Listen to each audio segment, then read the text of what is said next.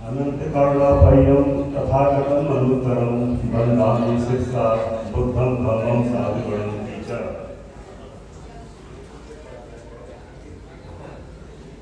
परम श्रद्धेय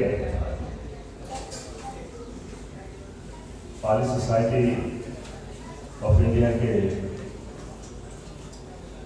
अध्यक्ष डॉक्टर स्वरूपानंद देव जी, मंच पर आसीन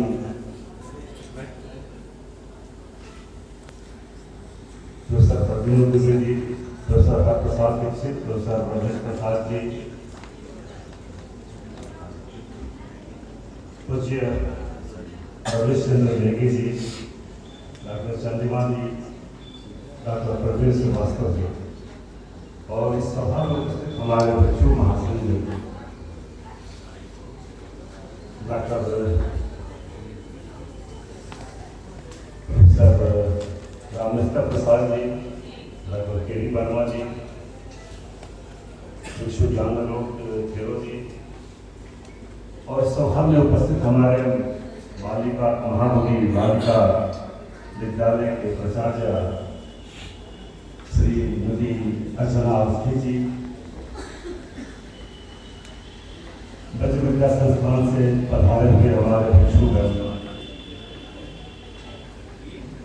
और सभा में उपस्थित हमारे महामुनि इंटर कॉलेज के प्राचार्य डॉक्टर प्रवीण श्रीवास्तव जी और जितने भी आचार्य हमारे अध्यापकगण हैं, बंधु छात्र छात्राएं, ये मेरे लिए परम सौभाग्य का विषय है कि आज 14वीं पाली सोसाइटी ऑफ इंडिया के अवसर पर यहाँ मैं आप लोगों के समक्ष उपस्थित हुआ हूँ और मुझे भी कुछ 2 मिनट बोलने का समय दिया गया है। खासकर इस महापुरुष महाविभूति के ऊपर बोलने का अवसर मुझे मिला है। उनकी प्रशंसा जितनी की जाए वो कम है। उन्होंने जितने कम उम्र में पाली साहित्य और अनुवाद बौद्ध धर्म और दर्शन के ऊपर उनकी जो रचनाएं हैं उनका यदि आकलन किया जाए तो ये बहुत ही गंभीर विषय है। आज उसी गंभीर विषय के ऊपर हम लोग चर्चा करने के लिए यहाँ पर उपस्थित हैं। मैं बहुत ज़्यादा उनके बौद्ध धर्म दर्शन या पाली साहित्य या व्याकरण के ऊपर मैं नहीं बोलना चाह रहा हूँ, लेकिन डॉक्टर भिक्षु धर्म रक्षक एक ऐसे विद्वान थे जिन्होंने अभिधर्म के क्षेत्र में भी बहुत सारा योगदान किया है। प्रोफेसर रमेश प्रसाद जी विशुद्धि मत के बारे में शुरुआत किए थे, उसी के ऊपर मैं चर्चा करूंगा कि वह केवल अनुवाद नहीं है, पूरा अभिधर्म दर्शन का निचोड़ है। जो पाली अभिधर्म वितक और कथाओं के ऊपर जो व्याख्याएं की गई हैं वह यदि अंग्रेजी में उपलब्ध रहती तो यह बहुत ही मार्गदर्श पुस्तक के रूप में सामने ले आती। विशुद्धि मत के ऊपर अनुवाद करना ये केवल डॉक्टर भिक्षु धर्म रक्षक के ही बस में था। कोई और पाली अध्यापक अभी तक इस पर कलम नहीं और अपनी लेखनी नहीं चला पाया है। बहुत सारे हमारे पाली के विद्वान हुए विगत में भी और बाद में भी, लेकिन विशुद्धि मत के ऊपर अध्ययन कर उसके अनुवाद को करना और साथ ही साथ यह विशुद्धि मत केवल अनुवाद नहीं है, यह जितनी बार टिप्पणियों में उनकी व्याख्याएं की गई है, उनकी शब्दार्थों को समझाने का प्रयास किया गया है, वो उनकी विद्वता को दर्शाता है। भिक्षु धर्म रक्षक केवल व्याकरण साहित्य या दर्शन के ही ज्ञाता नहीं थे, वे अभिधर्म के भी बहुत बड़े ज्ञाता थे। मैं कुछ स्थलों पर उनकी बातों को आपको सामने में रखना चाहूँगा कि किस प्रकार से अभिधर्म ग्रंथों के ऊपर और उनकी कथाओं के ऊपर, और खासकर कथाओं नहीं और भी बाद में जो हमारे मैनुअल्स लिखे गए हैं, जो सिंहली कथाओं में उपलब्ध है, उनका भी अध्ययन कर उसमें व्याख्या करने का प्रयास किया गया है। विशुद्धि मत के ऊपर बहुत सारे ग्रंथों का निरूपण भी हुआ है, जिसमें हम लोग जानते हैं कि विशुद्धि मत के ऊपर आचार्य धर्मपाल पर्वत मंजूषा, जिसको विशुद्धि मत महाटीका के भी नाम से हम लोग जानते हैं। उसके बाद आचार्य धर्मानंद गोस्वामी के द्वारा विशुद्धि मत दीपिका भी लिखी गई, और उसके पूर्व में बर्मा में विशुद्धि मत के ऊपर विशुद्धि मत ग्रंथि भी लिखी गई। विशुद्धि मत की ग्रंथि में विशुद्धि मत में आए हुए जितने भी कठिन शब्द हैं, उन शब्दों को समझाने का प्रयास किया गया है। और आचार्य धर्मानंद गोस्वामी ने उस ग्रंथि के आधार पर विशुद्धि मत दीपिका, जितने भी विशुद्धि मत में हमारे दुर्लभ शब्द थे, उनका शब्दार्थ और व्याख्या आचार्य धर्मानंद गोस्वामी जी ने विशुद्धि मत दीपिका में करते हैं। और यह पुस्तक जो 1942 में महाबोधि सोसाइटी सारनाथ से छपी है। उसी समय भिक्षु धर्मरक्षक यहाँ पर आते हैं और श्रीलंका जाते हैं।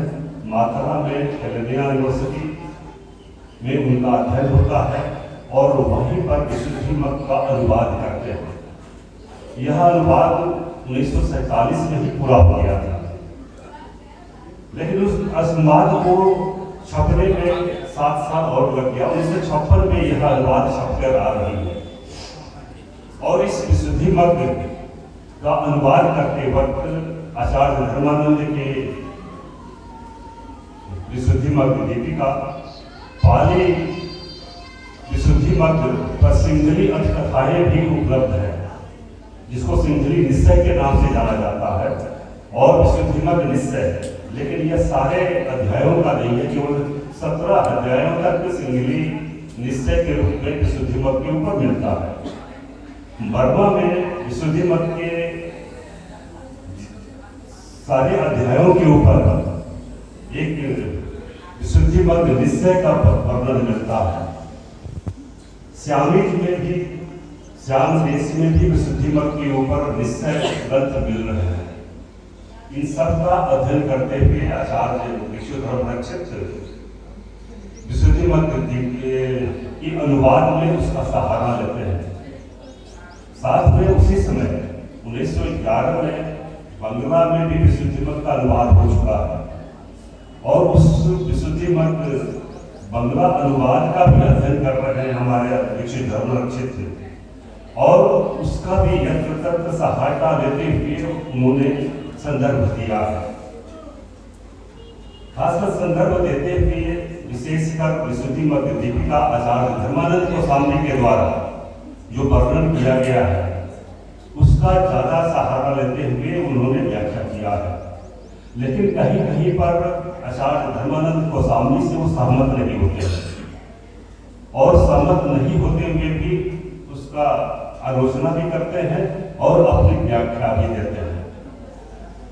वो अपने प्रार्थना में लिखते भी हैं कि मेरी परीक्षा थी कि आचार्य धर्मानंद गोस्वामी को उनकी गलतियों को मैं बतलाऊं, और उनसे बतलाऊं कि आपसे कहाँ पर गलती हो चुकी है। लेकिन वो समय उनको मिल नहीं पाया, इनका उनको बहुत बड़ा दुख था। और एक बात की और भी चर्चा करते हैं कि उनकी बड़ी इच्छा थी कि विशुद्धि मत कि 2 शब्द आचार्य नरेंद्र देव के द्वारा लिखे जाए, लेकिन आचार्य नरेंद्र देव उस समय स्वस्थ हो गए थे। काशी हिंदू विश्वविद्यालय के कुलपति के रूप में वो पदस्थापित भी थे। उनका स्वास्थ्य ठीक नहीं चल रहा था। उन्होंने आश्वासन दिया था कि जब तक किताब ये छप कर आएगी तब तक मैं इसका प्रार्थन लिख दूंगा, लेकिन वो समय मिल नहीं पाया। 1956 में कि पहले ही उनका देहांत हो गया। एक उदाहरण देकर मैं समझाना का प्रयास करूंगा कि कहाँ पर आचार्य धर्मानंद गोस्वामी से हमारे डॉक्टर भिक्षु धर्मरक्षक सहमत नहीं होते हैं और कहाँ पर अपनी व्याख्या देते हैं। जब संयुक्त निकाय के जटाशब्द का जब वो वर्णन करते हैं कि अंतो जटा वही जटाए जटाए जटा बजा तम तम गौतम पुच्छामी को इमम विजेते जगंती। यहाँ पर जटा का आचार्य बुद्ध घोष बताते हैं कि जटा की तन्हाए जालनिया अधिवचनम। यहाँ पर जटा बताते हैं कि तृष्णाओं का एक जाल के रूप में अधिवचन या संज्ञा के रूप में कहा जाता है। और उसके बाद फिर आचार्य बुद्ध घोष कहते हैं कि साही रूप आदिशु आरंभणेशु। अब यहाँ पर आरंभणेशु का न विशुद्धि मधु में कहीं पर वर्णन आया है न कहीं और दूसरे ग्रंथों में वर्णन आया है।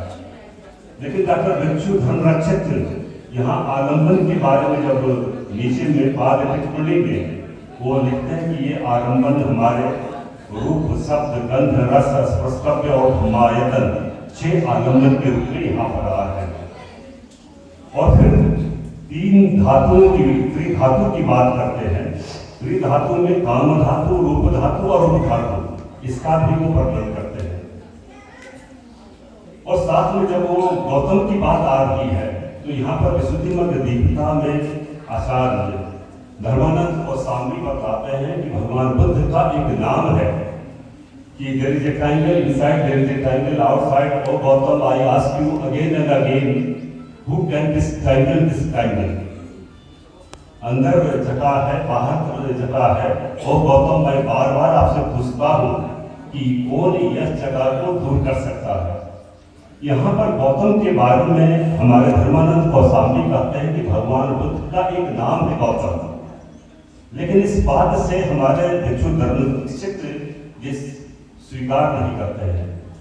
कहते हैं कि भगवान का यहाँ पर नाम गौतम के रूप में नहीं है और यह एक तरह से गोत्र के रूप में गोतेन बुद्धो आलपति कि यहाँ पर जो गोत्र का नाम है वह गौतम के रूप में है। और इसके उदाहरण के रूप में वो बताते हैं कि किस प्रकार से आनंद स्थविर को भी गौतम के रूप में संयुक्त निकाय में बतलाया गया है। उसका उदाहरण आदि टिप्पणी में देकर बताते हैं कि यहाँ पर धर्मानंद गोस्वामी जो गौतम भगवान बुद्ध का नाम दे रहे हैं वो गलत है। दूसरी जो गाथा है यहाँ पर सिले पति खा नरोस पय्यम चित्तम पय्यम च भाव्यम आतापि लिखो भिक्खु सो इमं विजितीय जगंती।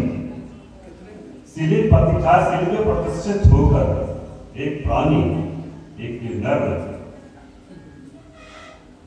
चित्तम पय्यम च भाव्यम, सब पय्यों यहाँ पर एक शब्द आ रहा है। सब पय्यों के बारे में यहाँ पर बता रहा है कि कम्बजति हेतु प्रतिसंधि। यहाँ पर आचार्य हमारे धर्मानंद गोस्वामी बता रहे हैं कि यहाँ पर सब पय्यों का अर्थ है कर्म से उत्पन्न हेतु प्रतिसंधि।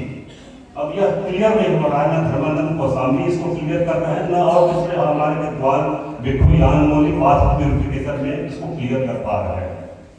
लेकिन भिक्षु धर्मरक्षित इसके बाद टिप्पणी में बतलाते हैं कि यहाँ पर कम्बज शब्द क्या है, कर्म से उत्पन्न। अब यहाँ पर बतला रहे हैं कि कम्बज हेतु के 6 प्रकार के हेतु बताते हैं कि 6 प्रकार के हेतु हैं लोभ दोष मोह अलोभ अदोष अमोह। तो यहाँ पर कहते हैं कि त्रिहेतु यानी अलोभ अदोष अमोह इन हेतुओं से संप्रयुक्त जो हमारे चित्त है और जो प्रतिसंधि जो विज्ञान के रूप में जो प्रतिसंधि ले रहा है वह यहाँ पर उस समय जो प्रज्ञा उत्पन्न हो रही है उसे हम सब पय्यों के रूप में प्रज्ञावान के रूप में बतलाते हैं। यहीं पर यह बात भिक्षु धर्मरक्षित खत्म नहीं कर रहे हैं। वह बतलाते हैं कि कितने प्रकार के वो चित्त है जिससे अभिधर्म के ज्ञान का पता चलता है कि कितने प्रकार के वो चित्त है। तो कामावचर में ज्ञान संप्रयुक्तम यानी ज्ञान से संपर्क जो 4 हमारे चित्त है कुशल जो 8 प्रकार के महाविपाक चित्त कहे जाते हैं उसमें 4 जो हमारे जो है ज्ञान के संपर्क है। सोमनस सागतम यान संप्रयुक्तम असंसारिकम ससंसारिकम सोमनस सागतम यान विप्रयुक्तम असंसारिकम ससंसारिकम। ये 4 प्रकार के जो अलोभ अदोष अमोह कम्मजति हेतु प्रतिसंधि।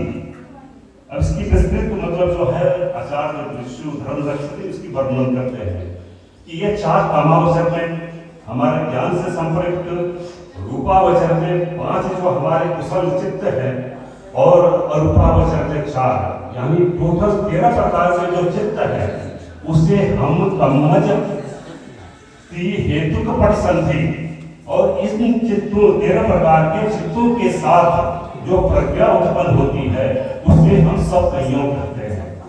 इतना बड़ा विस्तृत जानकारी किसी और दूसरे ग्रंथ में आपको नहीं मिलेगा। फिर आगे भी बताते हैं कि श्रीपतिखाय नरस पय्यम चित्तम पय्यम चौभायम, यहाँ पर चित्त और पय्या चित्तम की समाधि कर दिया आचार्य बुद्धघोष और हमारे आचार्य धर्मानंद गोस्वामी। लेकिन यहाँ पर हमारे विष्णु धर्म रक्षते जब पाद टिप्पणी में उसकी चर्चा करते हैं तो कहते हैं कि यह चित्त जो है रूप समाधि और रूप समाधि, जो 5 हमारे निर्वरण समाप्त होते हैं, जो 5 प्रकार के हमारे ध्यान के अंग हैं, उनके द्वारा ये उत्पन्न ये जो रूप समाधि हमारे 5 प्रकार के हैं और 4 प्रकार के अरूप समाधि, इन्हीं को हम चित्तम कहते हैं। और फिर पय्या की बात आ रही है तो पय्या यहाँ पर 3 प्रकार के बतला रहे हैं कि यहाँ पर पारिवारिक पय्या, यहाँ पर कम्मज की हेतु परिसंधि के रूप में वो कहते हैं कि यह जाति पय्या है, ये जन्म से, यह जन्म से जो प्रज्ञा उत्पन्न होती है वह कभी बदल नहीं सकती है। हमारे द्वारा जो कुशल और कुशल कर्म किए जाते हैं उस कर्म के द्वारा जो विपाक से उत्पन्न जो प्रज्ञा उत्पन्न होती है वह कम्मज हेतु पट संधि के रूप में जाना जाता है और इसको जाति प्रज्ञा के नाम से जाना जाता है, इसे बदला भी जा सकता है। दूसरा जो बतला है विपස්සना पय्या, यहाँ पर विपස්සना पय्या यहाँ पर बतला रहे हैं कि ये चित्तम पय्यम चौभावयम है। और एक तीसरे प्रज्ञा की बात कर रहे हैं पारिवारिक पय्या। यहाँ पर पारिवारिक प्रज्ञा क्या है, इसको किसी ने आचार्य धर्मानंद गोस्वामी की और आचार्य बुद्धघोष की इस पर विस्तृत चर्चा नहीं करते हैं, लेकिन आचार्य हमारे विष्णु धर्म रक्षते जब इसका पाद टिप्पणी में वर्णन करते हैं तो बतलाते हैं कि यहाँ पर कर्म स्थान जो 40 प्रकार के हमारे कर्म स्थान है, उन 40 प्रकार के कर्म स्थानों पर जो समाधि उत्पन्न करने के बाद जो प्रज्ञा उत्पन्न होती है उससे हम कहते हैं यहाँ पर प्रज्ञा। और पारिवारिक प्रज्ञा, पारिवारिक प्रज्ञा है वो है जो कर्म स्थानों को परिपूर्ण करने के बाद जो प्रज्ञा उत्पन्न होती है उसे पारिवारिक प्रज्ञा कहते हैं। इतना विस्तृत जानकारी किसी अभिधर्म के ज्ञाता के द्वारा ही हो सकता है। फिर आगे भी हम देखते हैं कि किस प्रकार से 17वें अध्याय में जब प्रत्यक्ष समुत्पाद की बात करते हैं तो प्रत्यक्ष समुत्पाद का प्रत्यक्ष किस प्रकार से बना है, पटी प्लस अय, यहाँ पर पटी जो है अभिमुख के रूप में है, अय यहाँ पर जो है गम्य के अर्थ में है। और उस सारा व्याकरण के उदाहरण देते हुए वो समझाने का प्रयास करते हैं। और प्रत्यक्ष समुत्पाद क्या है, उसके 12 निदानों की अविद्या परिचय से लेकर और जरा मरण तक एक एक शब्द का अभिधर्म के ग्रंथों में 7 जो हमारे अभिधर्म के ग्रंथ हैं उनकी अटकथाओं हैं उस पर आधारित कर उसको पाद टिप्पणी में समझाने का प्रयास करना है।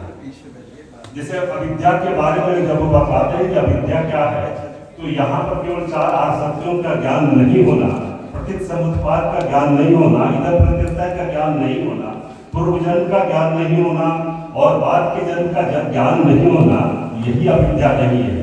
उसके बारे में विस्तृत बताते हैं कि अविद्या में कौन से हेतु जो है जो कार्य कर रहे हैं और कौन से हेतु में कार्य करने के बाद यह मतलब जो है उत्पन्न हो रहा है और जो संस्कार हमारे उत्पन्न हो रहे हैं संस्कार के बारे में वो बताते हैं कि 3 प्रकार के संस्कार जो है अविद्या पर आधारित होकर उत्पन्न हो रहे हैं।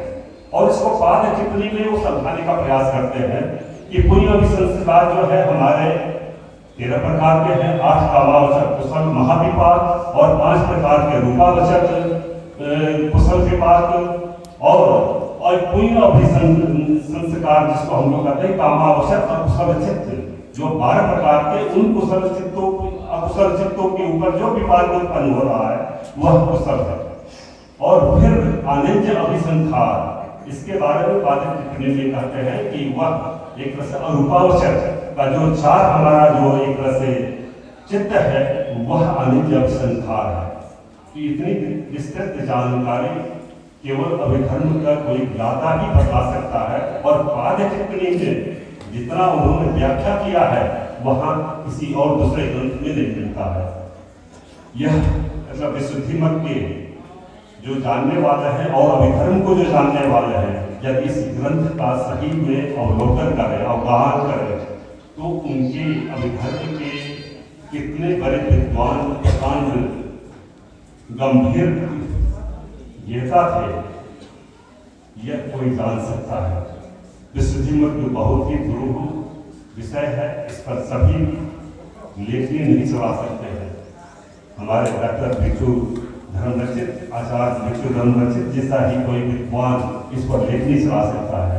और इस लेखनी पर चलाते हुए और इस समय में इतनी कम आयु में जितनी रचनाओं का उन्होंने निरूपण किया और जितने ग्रंथों का उन्होंने अनुवाद किया, वो आज तक के किसी भी बालिक विद्वान के द्वारा यदि हम करें तो नहीं पाएंगे कि इतने ग्रंथों का कैसे उन्होंने संपादन किया, कैसे उन्होंने उसका अनुवाद किया।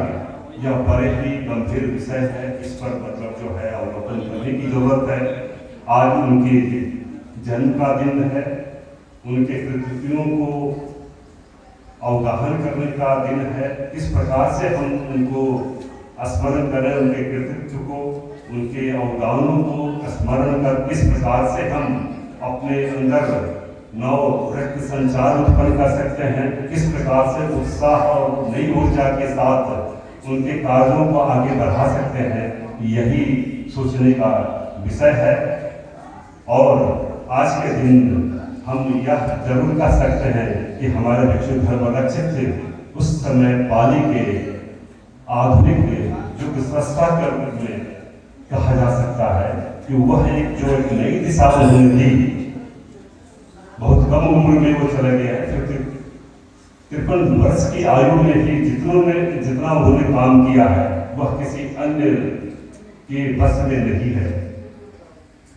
इन्हीं शब्दों के साथ मैं पाली सोसाइटी ऑफ इंडिया के आयोजकों के प्रति मैं अपना आभार व्यक्त करता हूँ और इस अवसर पर मुझे बोलने का अवसर दिया, उसके लिए मैं हृदय से धन्यवाद ज्ञापित करता हूँ। धन्यवाद।